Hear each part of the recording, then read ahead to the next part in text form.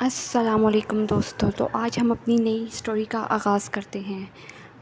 کیا آپ نے کبھی سوچا ہے کہ اگر بھیڑیں یعنی شہد کی مکھیاں ہنی بیز صرف کاٹنے کے بجائے انسانوں کے جسم توڑ کر ان میں سے باہر نکلنے لگیں تو کیسا لگے گا؟ جی ہاں، آج ہم بات کریں گے ایک ایسی ہی خوفناک اور خطرناک فلم کی جو آپ کے جسم میں ڈر اور خوف کی ایک سرد لہر دوڑا دے گی۔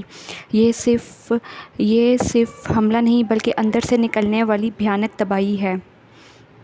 فلم کا آغاز ہوتا ہے ایک خوبصورت منظر سے۔ ایک شہد کی مکھی ہوا میں اڑ رہی ہوتی ہے، لیکن اچانک ایک خوفناک بھیڑ آتی ہے، اسے نیچے گرا کر ڈنک مار کر اسے مار دیتی ہے، اور اسی منحوس لمحے سے اس خطرناک سفر کا آغاز ہوتا ہے۔ فلم کے کرداروں کا تعارف۔ اس فلم میں ہماری مرکزی کردار جولیا ہے، جو کہ ایک کیٹرنگ کمپنی چلاتی ہے۔ اس کے پاس صرف ایک ہی ملازم ہے جس کا نام پال ہے۔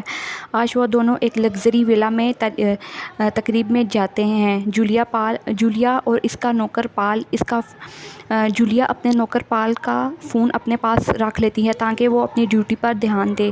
وہاں ایک گھریلو ملازمہ ہے جس کا نام فلورا ہے، اسے ملتی ہے، اور وہاں ایک موسیقار میوزیشین بھی موجود ہوتا ہے جو اپنے میوزیکل انسٹرومنٹ، اپنے موسیقی آلات سیٹ کر رہا ہوتا ہے۔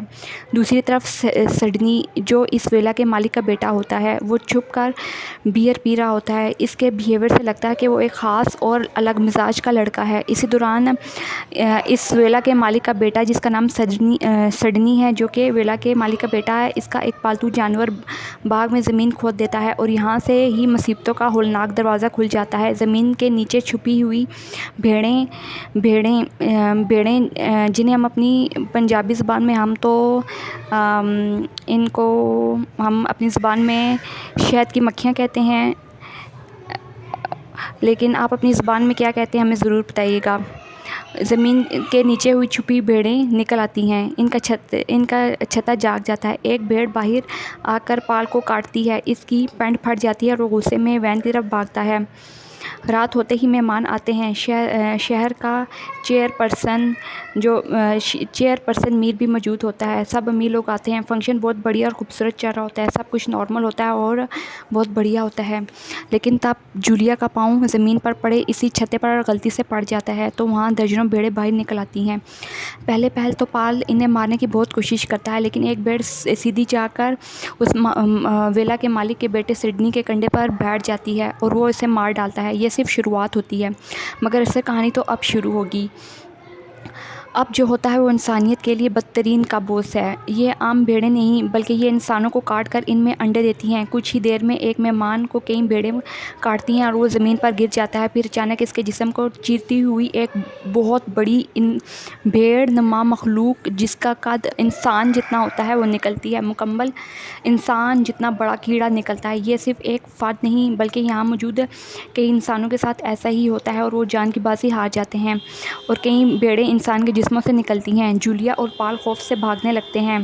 وہ میز پر پڑے ہوئے کپڑوں کو، چادروں کو اپنے اوپر لپیٹ کر اندر کی طرف بھاگتے ہیں۔ راستے میں پال کی چابیاں گر جاتی ہیں اور وہ انہیں اٹھانے لگتا ہے تو ایک بہت بڑی دیو نما بھیڑ اس پر حملہ کرنے ہی والی ہوتی ہے کہ تبھی جولیا اسے بچا لیتی ہے۔ فلورا، جو کہ وہاں نوکرانی ہوتی ہے، آواز دے کر بلاتی ہے کہ اس کی مدد کو آئے کیونکہ اسے ایک بھیڑ نے اپنے قابو میں کیا ہوتا ہے۔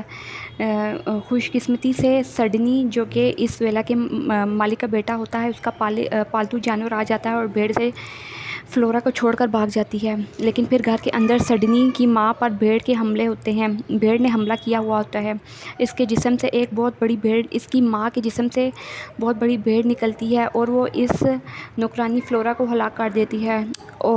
بہت ہی دردناک منظر ہوتا ہے۔ باقی بچ جانے والے لوگ نیچے بیسمنٹ میں پناہ لیتے ہیں، وہ بہت ڈرے ہوتے ہیں۔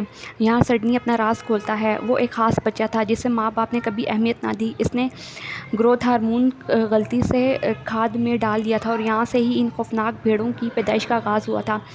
بائی دا وے گائز، آپ کو مجھ سے غلطی ہوگی، میں نے آپ کو شہد کی مکھیاں بتا دیا تھا۔ بھیڑوں کو ہماری پنجابی زبان سے، کیونکہ میں پنجاب سے ہوں تو ہماری زبان میں انہیں تنبوڑیاں کہتے ہیں، تو اردو میں انہیں بھیڑیں کہتے ہیں۔ آپ سب بھی کمنٹ میں بتائیے گا کہ آپ کی زبان میں انہیں کیا کہتے ہیں۔ چلیں جی، کہانی کا آغاز کرتے ہیں۔